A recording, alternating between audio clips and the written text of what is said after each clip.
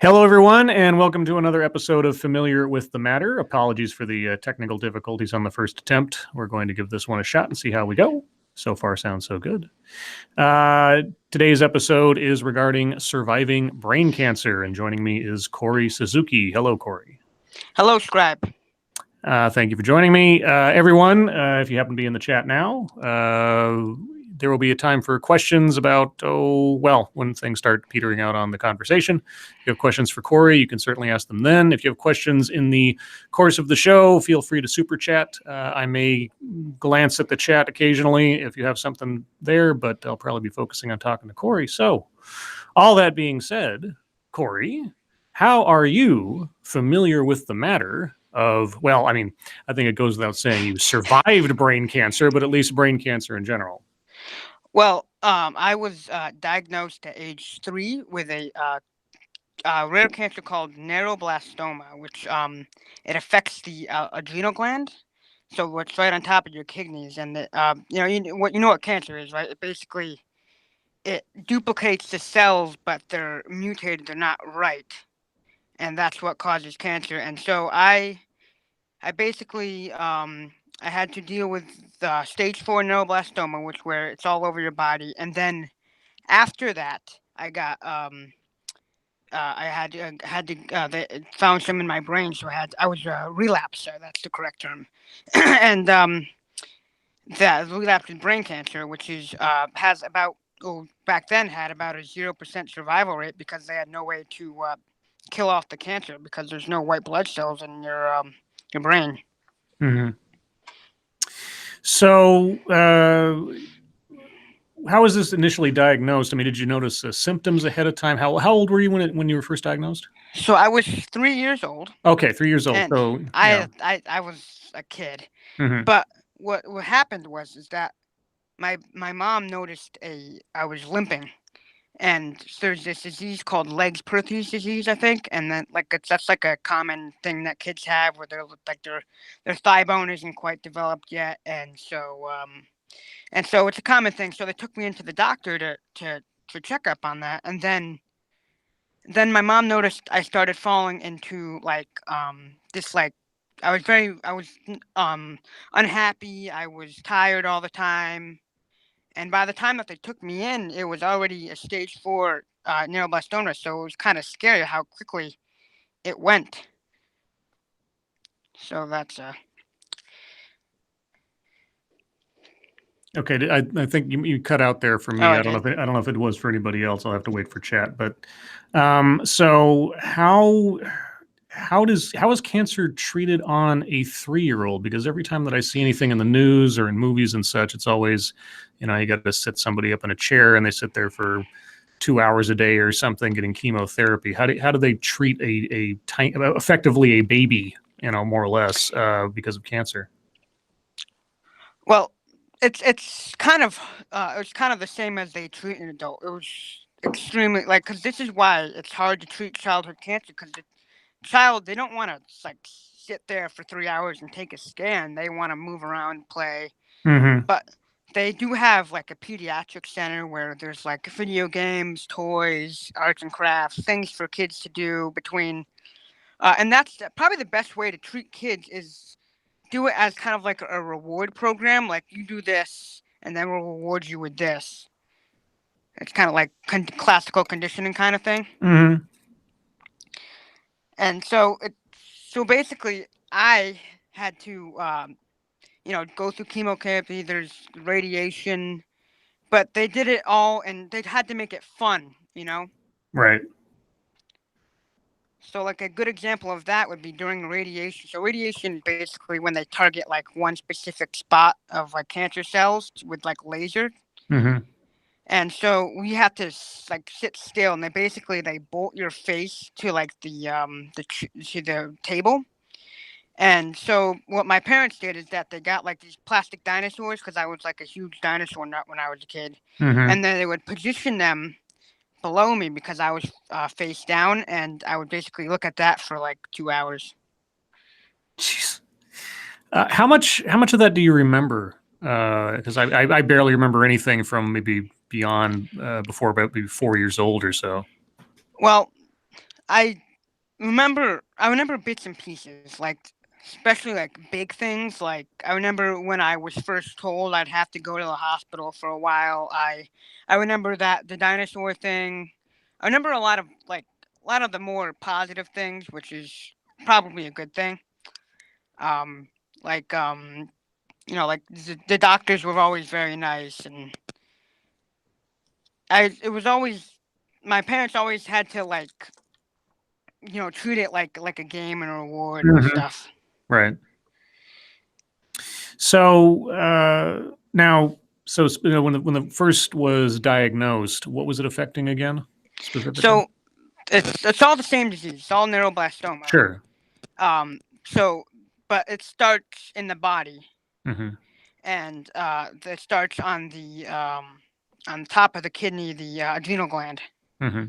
and that's what they call like the bad cell factor. That's where it makes it makes it keeps reproducing, and then it spreads throughout the body. Right. And then later it would relapse and it got into the head. So, do you have any idea of how long it took for it to go from your kidneys or thereabouts to your brain? 2001 was when I was diagnosed, and I believe 2005 was when I was cured of that. But then Hmm. it took to about 2007 to be completely to the brain cancer. Hmm. Is it common for cancer like this to show up in someone so young? No, that's why it's a rare childhood cancer. That's why there's a lot of hospitals they're trying to focus on a lot of these like childhood cancers because Hmm. they're rare and there's not a lot of treatment options for them. Sure. Like back when I was starting, it was 30% for survival for the regular one, but 0% survival for brain cancer. So now, what? I mean, what long term effects or damage has been incurred because of the cancer?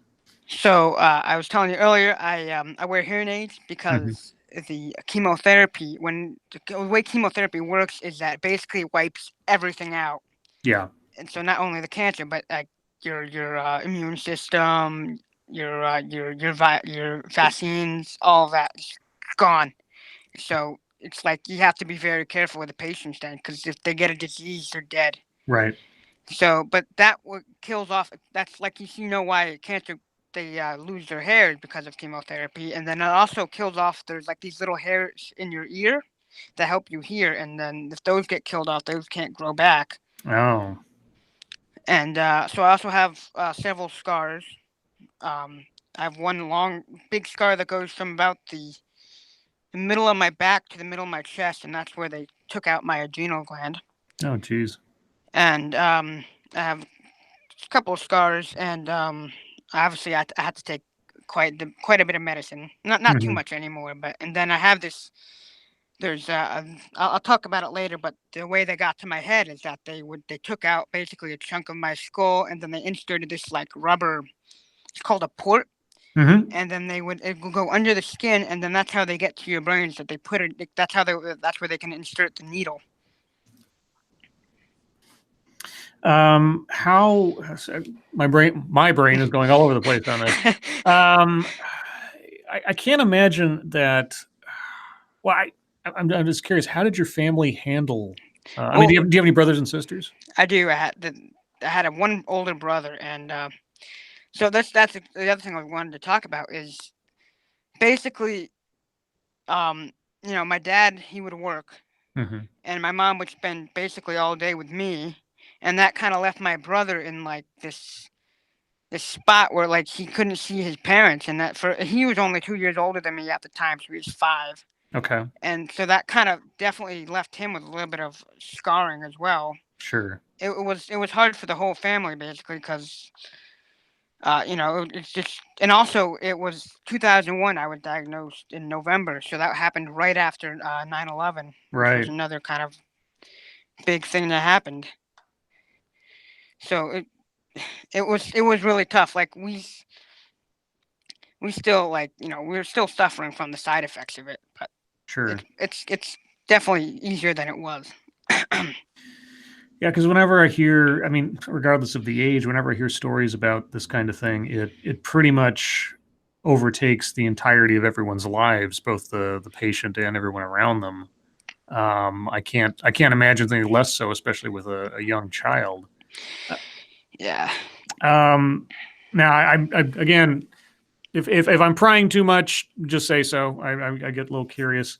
One of my, and I've said this on Lords of the Night several times, one of my biggest sort of personal terrors and also personal concerns about life in general these days is healthcare and the cost thereof. It was I can only imagine this was a financial burden on your family. Were you guys able to weather that? Well, my dad.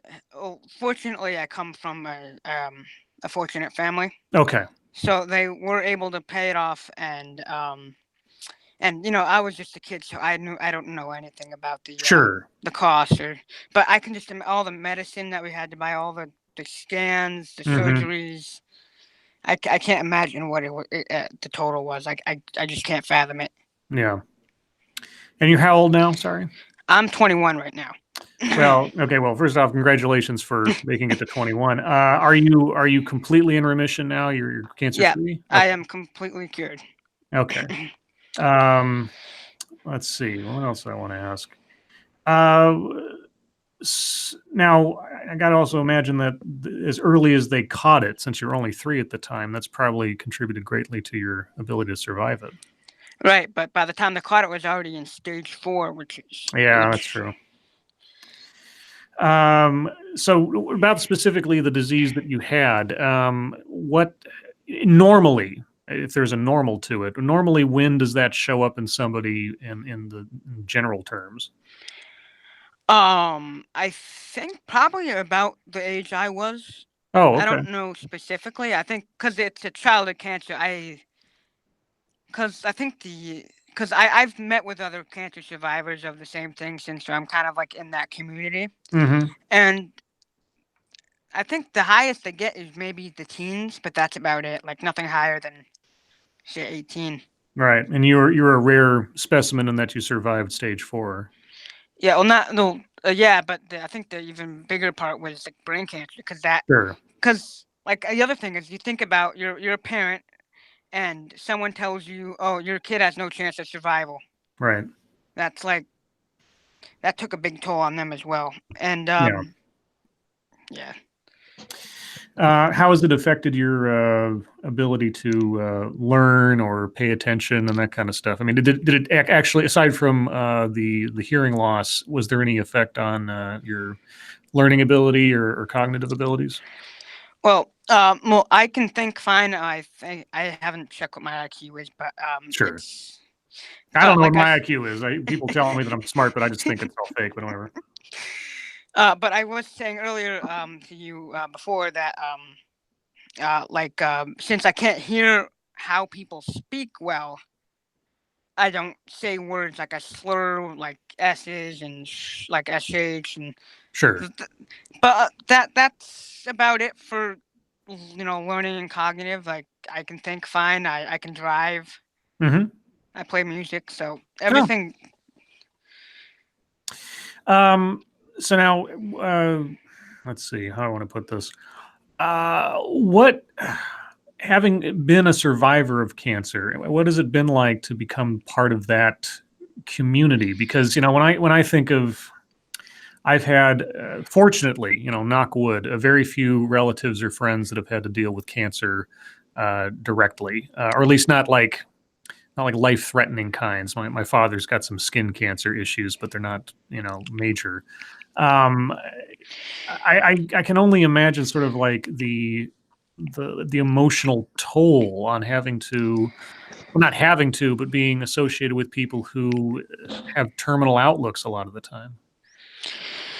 Yeah, it's like a lot of things. Because sometimes I feel very like closed off or like away from the community. Because like there's people like you and like people who they like know cancer by name, but they don't know exactly what Sure. it entails.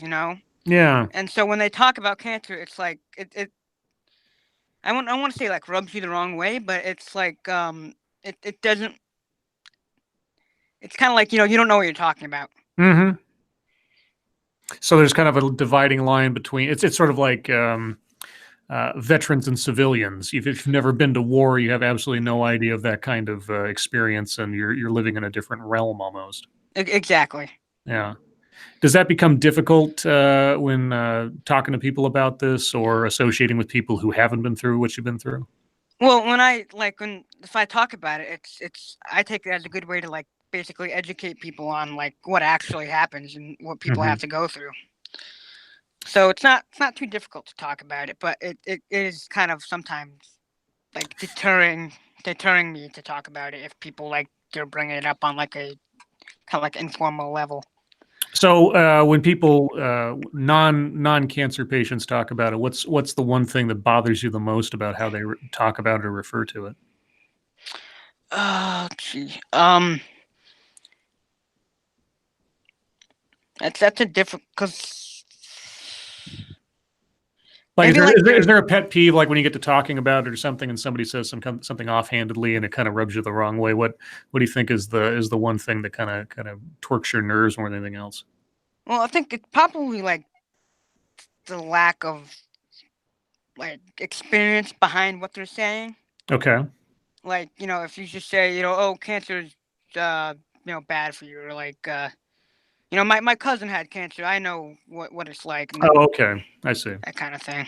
So people assuming a position of knowledge that's not direct but indirect.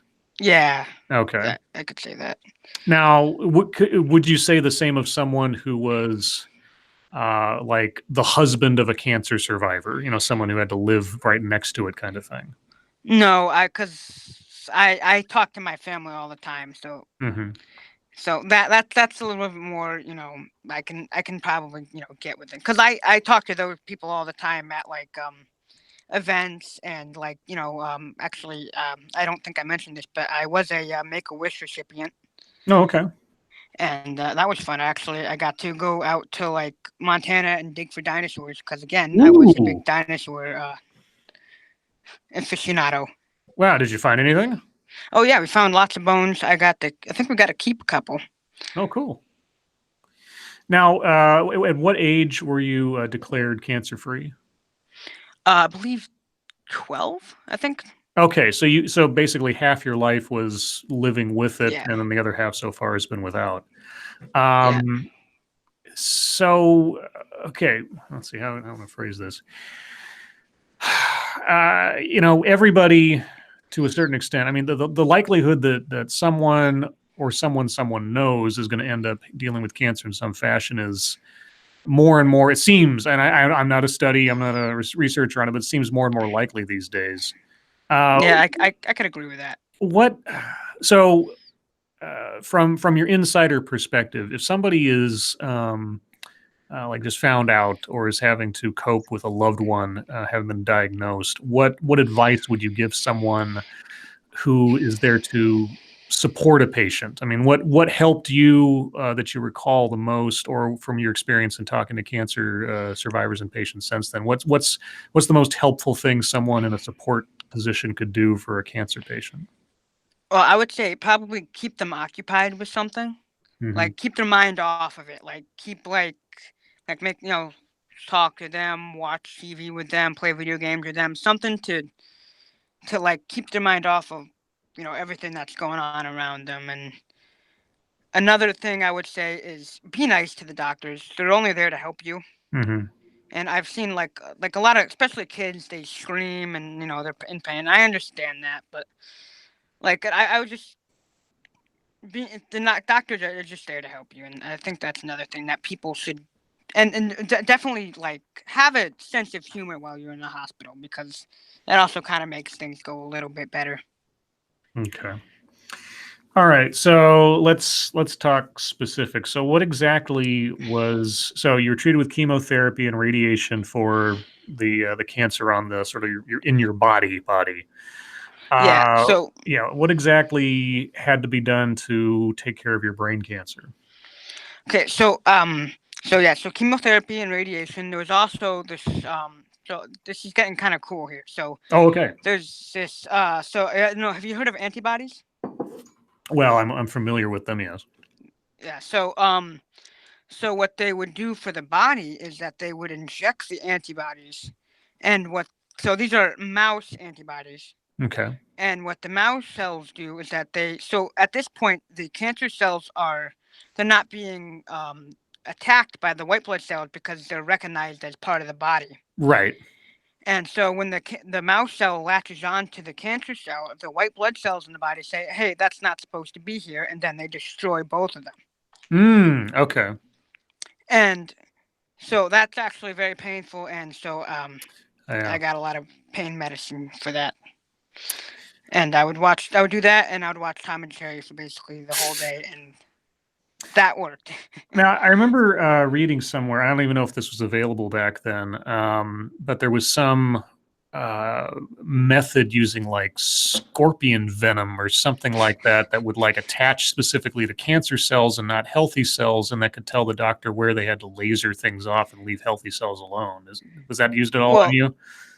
maybe not scorpion venom, but Okay. they do use radiation to highlight parts of the body that Sure. have the cancer cells in them. Okay. And speaking of radiation for the brain, what they did is this was like an experimental thing. This isn't like it wasn't a standard form of practice back then. Mm-hmm. So what they did is that they're called radio labeled antibodies, and so they would inject like radioactive fluid with the antibodies, and then inject them into the head.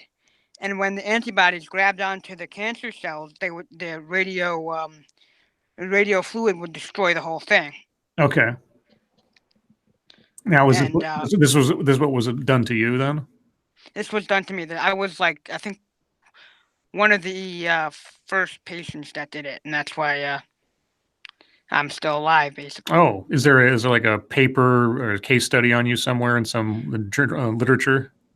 Something like I think so the program was called like 3F8 or something like that, and there's this like bar chart, not bar chart, but like a graph of like lines of how far the patient has gone, and there's one on the top that keeps going, and that was me. Jeez. So what was growing up and going to school and everything like, having to, I guess, duck out every day or two or something to go to the doctor? I was gone like for probably weeks at a time, but I had a very close knit community for preschool. And so like they would do like projects, like those arts and crafts things where they would put their pictures in it and write nice things. And like there's even this one time back in like kindergarten where they had like the share day where they someone would bring in like a bunch of like one item. Like for this instance, it was plastic planes. Mm-hmm. And they would basically split it among everyone. And so there's the biggest one.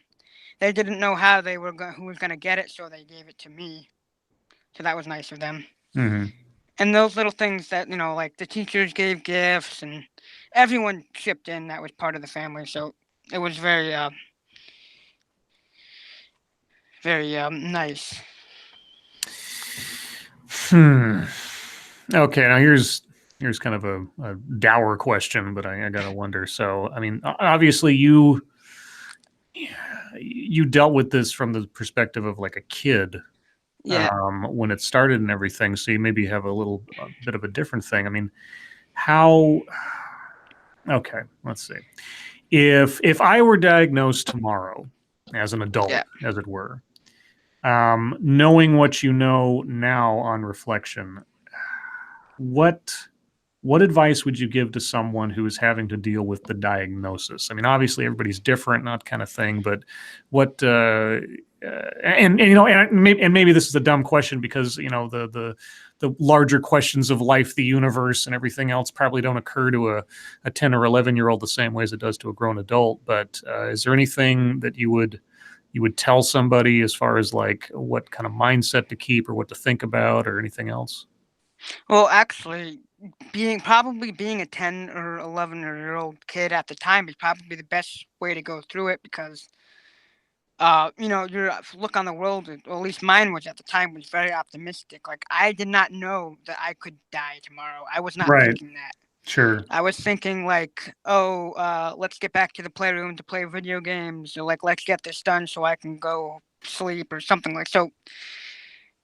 A very an optimistic mindset was very nice to have, and also, like I said before, like try your best to make every moment that's not like it's not like treatment happy because you don't need any more like badness in your life going through all that.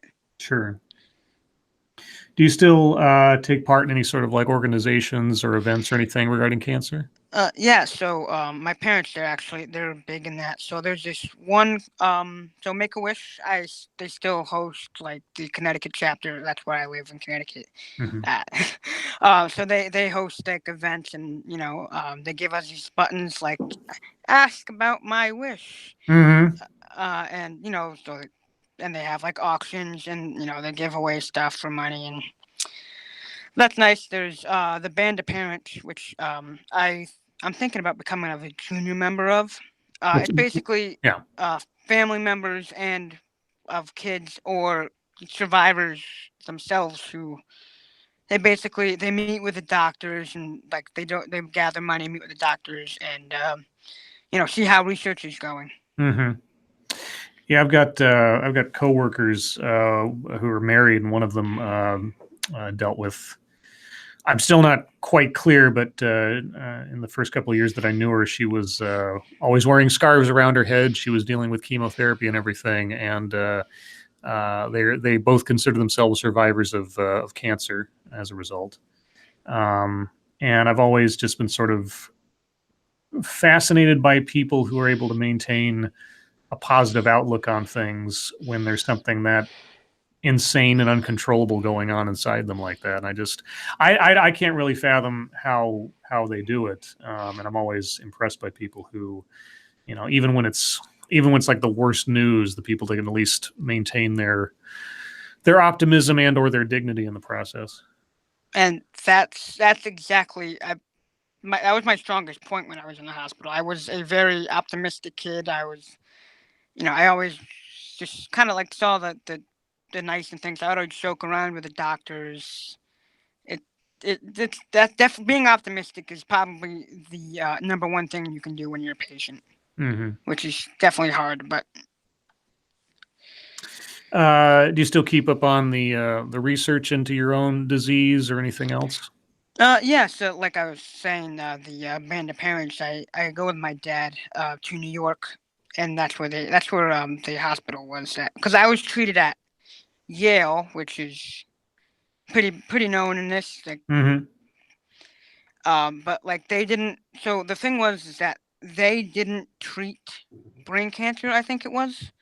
So they basically gave up on me, and then my dad did a lot of research and found this place in New York, and that's where I was able to survive. Okay. Do they let you keep any of your tumors? No, but I did get to keep like I was saying before about radiation. They make Mhm. this mask out of, I don't know what material it is, but it's like they make like a imprint of your face, Okay. and so it's to keep you from moving Oh, your sure. head. Mm-hmm. But they let us keep that, and that's kind of cool. Hmm. Yeah, I remember. So I mentioned this on the show before. I used to be a LARPer. One of the characters I played at one point was a cancer doctor or a Huh. oncologist, and I did a lot of layman's research into just basics of cancers and things like just so I'd have some talking points to lay out there. And the more I read about exactly how it works in general, I was just like, you know, it's like the body has figured out a way to become immortal, but in the process kills itself.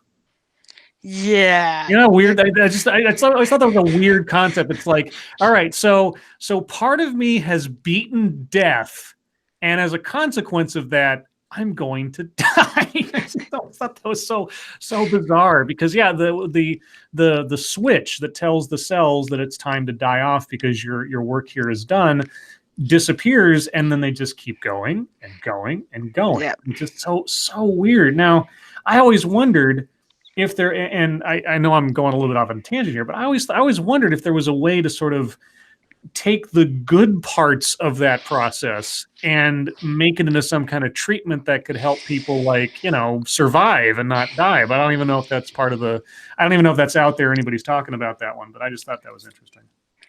I have no idea if they. I mean, maybe there are a lot of like clinical treatments out there that that are probably being done, and definitely more for cancer now, and maybe someday. Yeah, because I was just thinking, like, if you take like healthy cells of me now, and then you freeze them or something, like say like liver cells or something, and Mhm.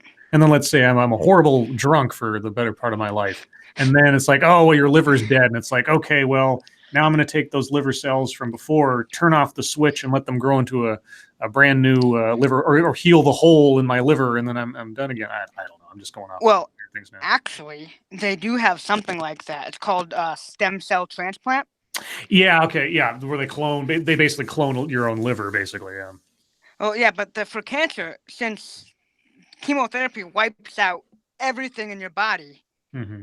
they save your stem cells. They take them out before you do chemotherapy, and then after chemotherapy, they pump them all back in, and they help you regrow your body, basically. Oh, now of course they probably didn't have that therapy all that for all that long. It's got to be a relatively new thing, I would assume. Yeah, it was new, but I had it.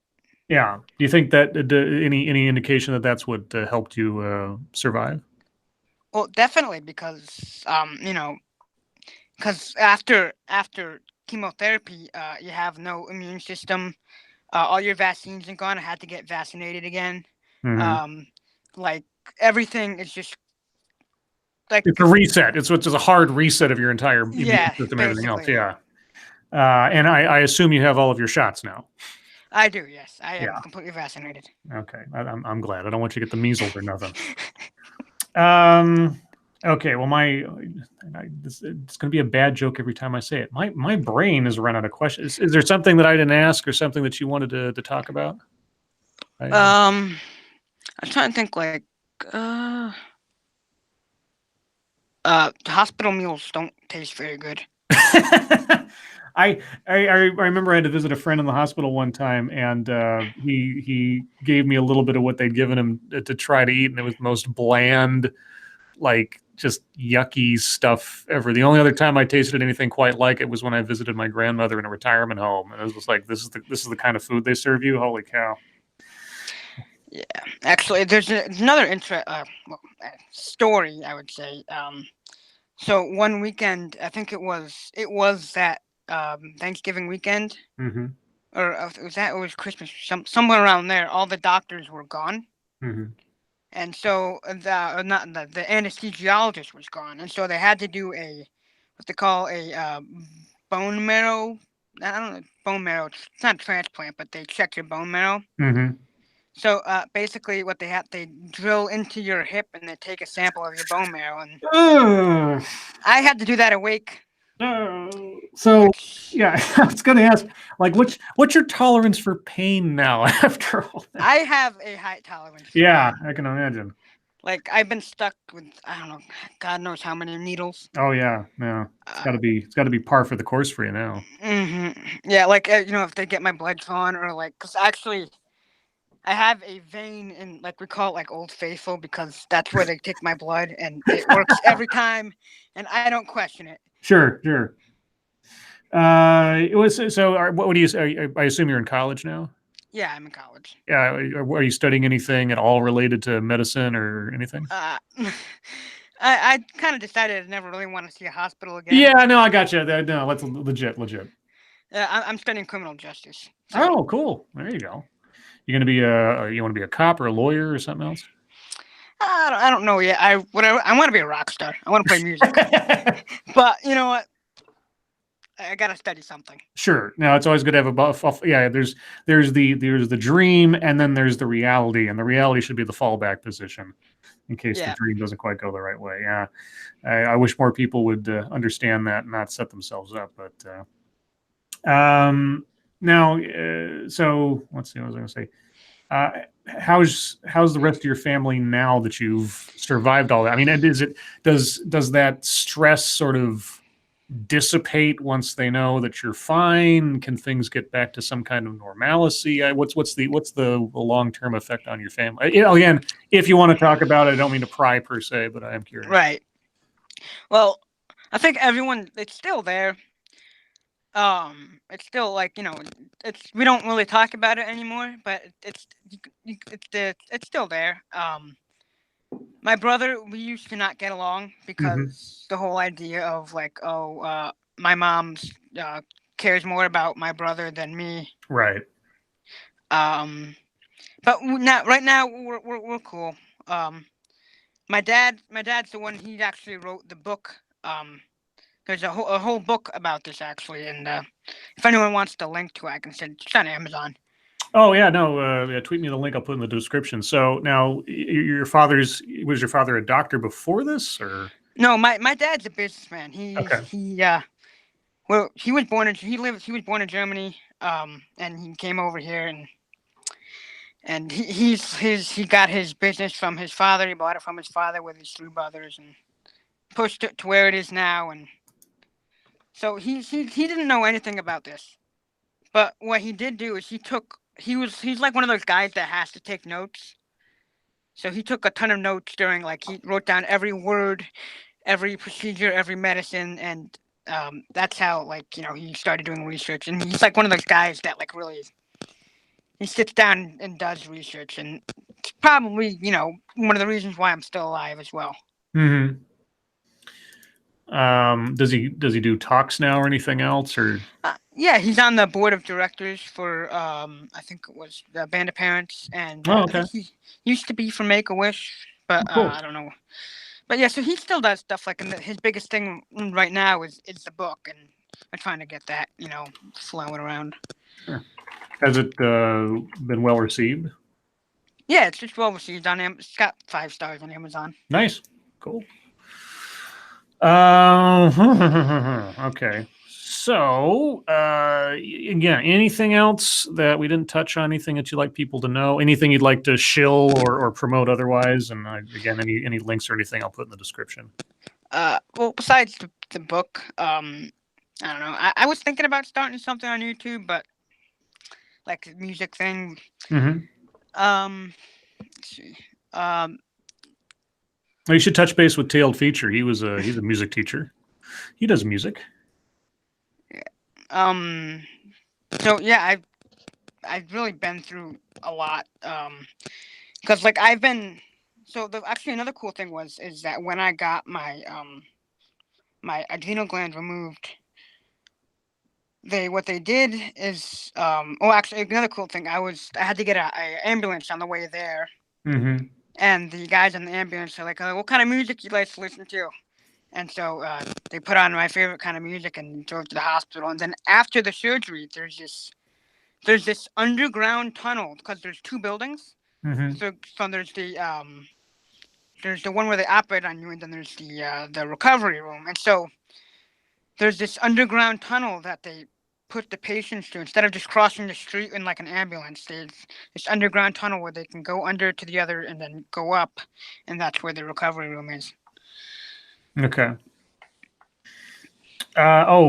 So what happens? Side question.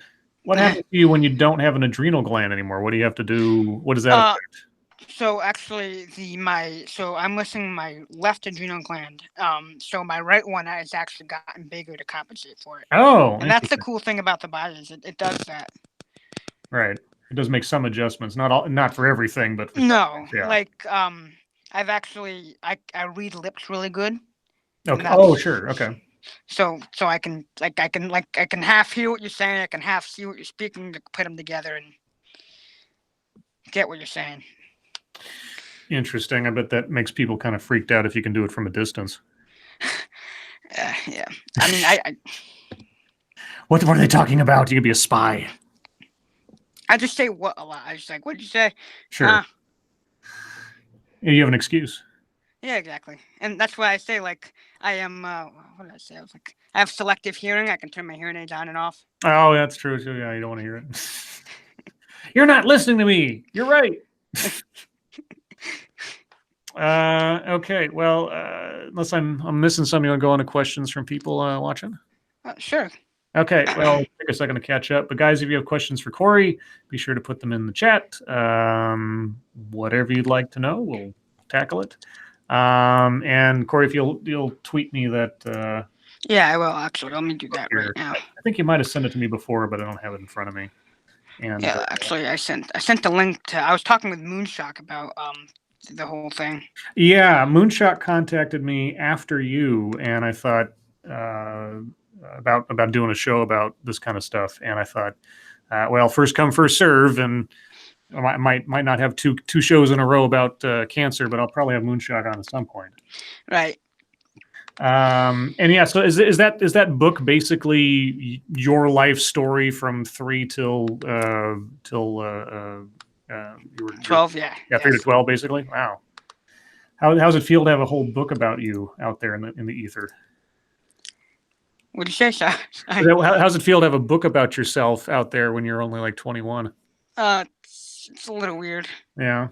Like I don't since it's not like it's not like a bestseller. I don't get asked about it, but right. And like they're like, oh, come sign my book. I'm like, okay. You go to book shows and things like that, and like sign my book. Yeah, there's book signings and stuff.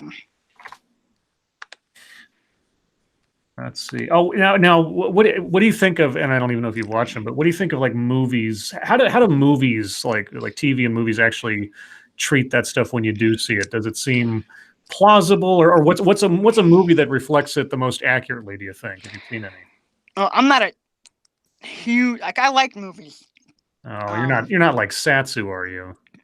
I'm not like Satsu. No, I'm like in between you and Satsu. I'm not. Okay. Boy. I can't think of any I don't.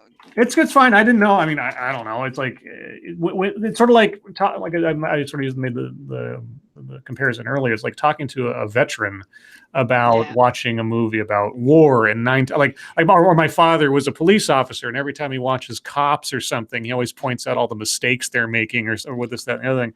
I just didn't know if you have a sort of snobby opinion about the accuracy of cancer portrayals or things like that. No, but I probably can say it's not as exciting as it looks. Oh, Rand American asks, have you seen Breaking Bad? I have seen Breaking Bad. I haven't seen. I know he loses his hair, so that's accurate. Yeah. Mm-hmm. I don't remember what he does to get treatment. Yeah, there's a few scenes where he has to go sit in a chair and get the chemo done and things like that. The process of going through cancer in that show is pretty much sidelined.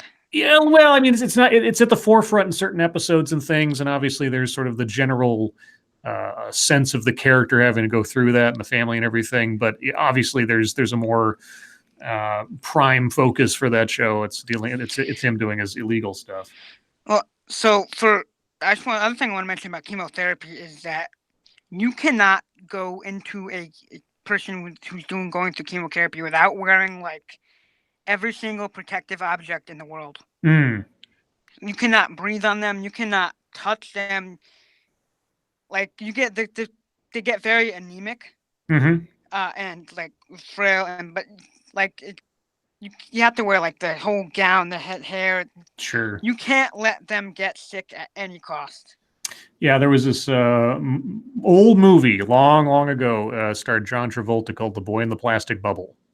And I think I've heard of that. Yeah, it was a true story about this guy that was born without an immune system or something to that effect. And I can't remember how accurate the movie is to the real life situation, but yeah, he was finally able to go to school because he wore basically a spacesuit to. Aren't they doing a reboot of that?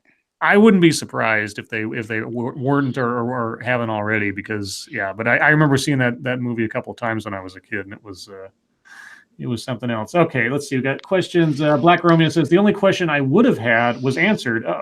How to help people who are going through treatment. I said earlier in chat I've had people close to me go through cancer, and it is draining for everyone. It is definitely draining for everyone. Yeah. Like I can't. I'm like one person with cancer affects like all the nurses. Like, I'm trying to imagine being a nurse and being that like jolly, caring nurse every day when you're going, and all these kids have like terminal Right. illness. Yeah. I can't imagine that either. Check Your Logic says, how did you become so open to talking about this? Well, I mean, I think because like first I was really closed about it, but then I was like, because like I was like I was saying before, like I'm kind of isolated because no one knows what they're talking about, and then I was like, well, I know what I'm talking about, so I'll talk about it. Mm-hmm.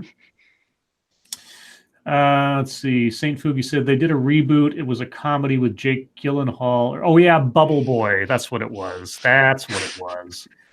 Yeah, which is like, okay, I guess gotta laugh at some things, but no, the John Travolta thing was like dramatic and weird and kind of depressing. But let's see. Black Romeo says, my mother had it. My aunt is going through it now. My cousin and my ex died from it. It is a scary thing. Holy cats, dude. Yeah. I'm sorry. Yeah, it is. So actually, one thing that's kind of interesting. The doctor was saying he was kind of explaining how people get cancer, and he basically compared it to all the stars aligning in the world, all the right switches flipped.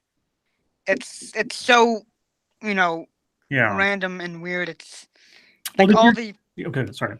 Go for it. I was going to say, was there any history of cancer in your family that might have explained this, or was it just a complete fluke? Well, nothing like this dramatic, or nothing this like big. I think I don't remember. I think my aunt might have had breast cancer or something. But that was actually after I was going through it. So. Okay. And the other thing I wanted to go back to, like talking openly about it, is I talk about it all the time in my family. We even make jokes about it. So I'm not like it's not no sweat off my back to talk about it. Let's see. What are some good like if there was like a group or an organization or something to contact if somebody either is supporting somebody through cancer or themselves has been diagnosed, can you recommend any good groups or sources? Well, I would. So the cancer, the hospital. I don't think they're gonna flag you or anything for this, but I went to a hospital in New York called the Memorial Sloan Kettering Cancer Hospital, and they treat a lot of childhood cancer, and I think everywhere is like things are getting because they're the one that actually does like all that research and stuff. Sure. And so I would recommend that. I think all most cancer centers are probably, because actually that was one of the things back then, is that all hospitals were kind of like directed for like the old people and like adults, and so back then there wasn't really any like, I mean there obviously was kids who were affected, but there wasn't like a place for them to convene or like talk about. And like if you go like a regular hospital, it's all like white walls and waiting rooms with the news CNN on, and that's what it was like. But like luckily they have the pediatric center, and that happened around the time I was starting. Okay. Saint Fugi says, heard mention of music. What music do you listen to that helped you out? Well, I think you can listen to any music that will help you out if you like it. I personally like a lot of classic rock. Like back then, I know my favorite song I ever listened to before was that the Summer of '69 by Bryan Adams. Oh yeah, okay. I just because I was always into rock and roll. My parents always listened to rock and roll, so. What do you play any instruments now or anything? Or Yeah, in the band? I play the bass guitar. Are you in a band? I am in a band. Cool. I'm in several bands actually, and Oh, actually okay.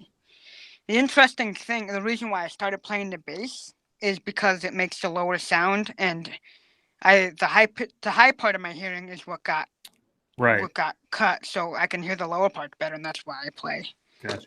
the bass. Yeah, I remember, what was it? I always forget who it was. Was it Mozart or something? Whichever Beethoven. Beethoven was deaf, right? was Beethoven, yeah, the deaf one, yeah, and I think it was he felt the vibrations of the music more than he heard them, and that's how he sort of like got along.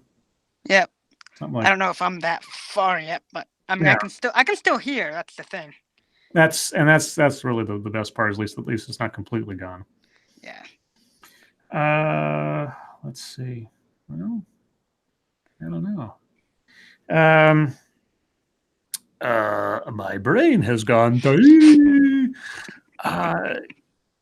Yeah, because I mean, medical scares and things like that. I mean, like when I had what happened to my eye last year, it terrified me. Absolutely terrified me. Yeah. Like, look, I don't know what's going on. I don't know if this is going to be permanent. I don't know if this is indicative of something else going on. And the idea, I mean, cancer just as a concept scares the hell out of me. But do you think? Okay, do you think you'd be able to handle it the same way now if it were suddenly happening if you hadn't then, or is there? I suppose there's no way to really know, but I don't know. It's just Yeah, I don't think I would. yeah, Because I would be more, informed about what's going on. I would. yeah, Because back then, I'm a kid. Like, my parents are in the office talking about what the specifics are. I'm on like the computer playing sure. whatever pinball, whatever they had back then, 2001. Pinball. Yeah, the pinball game that's on every computer. I'm just feeling old now. It's like, what do you have back in 2001? Pinball. Yeah, we had other games too. Oh man. Well, I don't know what to say, dude, except that I'm glad you're alive. Obviously.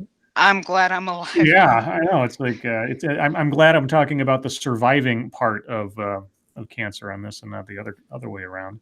Mm-hmm. And just as a slightly unrelated thing, you've been one of our longest time viewers and supporters for the show and for the channels and everything else. So thank you for that. Yeah, I remember that first stream where the what was it, the practice stream or whatever. Oh, with Monkey. Yeah, I remember that. Yeah. I was there for that. Oh, gee, yeah. There's that is a very exclusive club. Those 75 some odd people that were there that day. It's like how do I do this, Scribe? I'm like, well, Monkey, you do this. Then oh, okay. Wait, why are there people here? I mean, I remember looking down at the counter. I was like, 75 people. We're not doing anything. This wasn't even planned. It happened all of a sudden. Everyone's like, oh my god, that's when YouTube notified you when something was going on. Oh, if only those days were back again. But and anyway. Also, I'd like to point out that I am the creator of the term chimp change. Oh, you are? Yes. Oh, okay. Well, bragging rights recognized. Chimp change is all Corey. Yes. So now you're not planning on doing a YouTube channel, but you've considered it? Yeah, I posted several videos of my playing. Oh, you have? Okay. You don't check it out. It's all like I just put my phone down and recorded something and. Sure. If you were maybe. Yeah, go ahead. I was going to say, if you were to start a YouTube channel, what do you think you would do? Probably either music or something like what Satsu like talk about, like anime, because I am if you can't tell by my profile picture, I am an anime fan. I could have made a guess, yeah. Yeah. I'm also a fan of elves because elves are awesome. Elves are awesome. Right. You play any D&D? I do. I only played one. I always wanted to play more. But I've never, because like when you mentioned your D&D, I was like, oh, that sounds cool.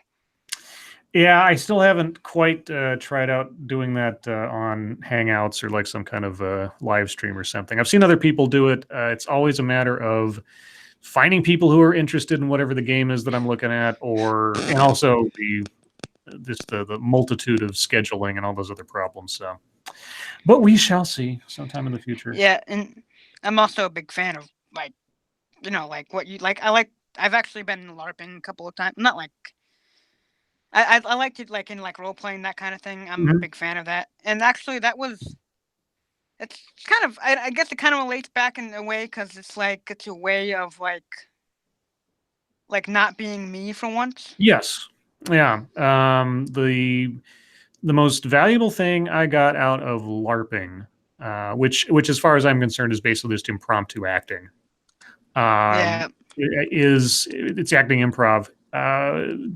What I would do, it was never sort of a direct thing, but what I would end up doing is each of my characters ended up being some small aspect of my personality that I would say to myself, okay, what if my idealism was an entity unto itself? What would that person look like as an aspect of me?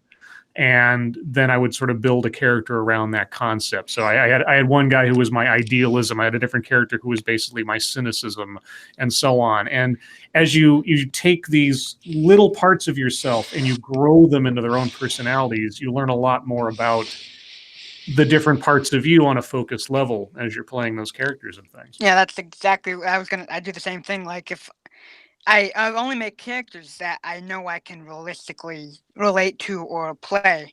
Like if Hmm. I can't get into that mindset of a character, then it's not a good character for me. Yeah, and almost never, like I've been invited to games where, okay, I just want you to play a version of yourself. I'm like, no, that doesn't, no, because in real life, if I came across the situation that's going to happen in this game, I'd be running the other direction. I wouldn't be participating.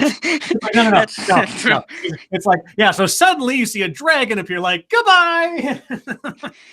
but but anyway, hey Corey, thank you so much for joining me. I know this. Uh, there's parts of this that I know I'll never fathom, and I don't assume to, even in whatever direct or indirect experience I've had with other people who've had it. Like I said, it's kind of like going to war. You don't Yeah. know unless you've been there. Everybody, the link to Corey's book the book about Corey's experience is in the description now. If you have other questions for Corey directly, his Twitter account is also there, or Twitter handle's there in the description. But yeah, anything else you wanted to mention or plug before we go? Well, yeah, I want to say thanks for having me, and keep up the good work on Lords of the Night because I know that's a hassle sometimes.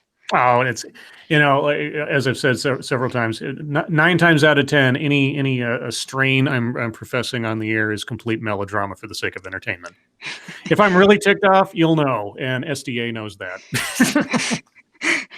Well, But yeah, I mean, you guys are my news source. Like I'm oh, I'm like I sorry. see a news source and I'm like, until Scribe talks about that, I'm pretty skeptical. Well, I mean, we are at least as relevant in journalism as the Young Turks, and more as much as CNN, just re-reporting other people's stuff. But that's for another time, guys. Yeah, Over on Lord Night. Again, Corey, thank you for joining me. Everybody, thank you for coming out to join us. Even through the initial technical difficulties, which we conquered pretty quick. Look forward to the next Familiar with the Matter. Not sure when exactly, but I'll have that squared away soon. And yeah, Corey, thank you again. yeah. Thank you. Thanks you all for showing up. Yep. Thank you, guys. And we'll see you next time.